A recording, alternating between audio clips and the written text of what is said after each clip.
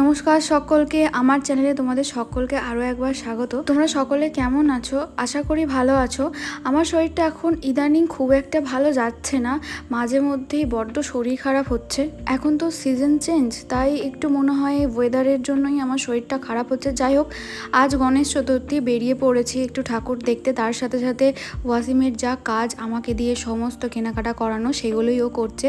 মানে পুজো হোক যাই হোক, ও আমাকে দিয়ে এই কাজগুলো ঠিক করায়। সত্যি কথা বলতে আমারও কেনাকাটা করতে ভীষণ ভালো লাগে। যাই হোক, এবার সব একে একে পুজো হবে, দেখতে দেখতে সব পুজো কেটেও যাবে। এই দিনগুলোর জন্য আমরা সারা বছর ওয়েট করে থাকি।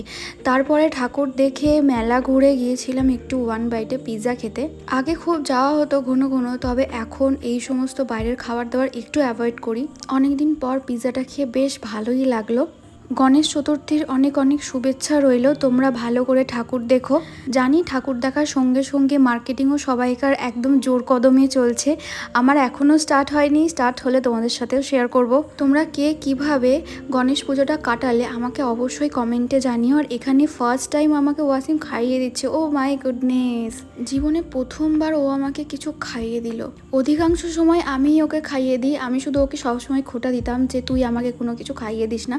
তাই ও আমাকে বললো আজকে তোকে খাইয়েই দিই। এটার মানে কিন্তু তোমরা কিছু ভুল ভেবো না। হ্যাঁ, এই ভিডিওটা করার উদ্দেশ্য একটাই, যে ও আমাকে এবার থেকে খোঁটা দেবে যে তোকে তো আমি খাইয়ে দিই, তোকে তো আমি খাইয়ে দিই।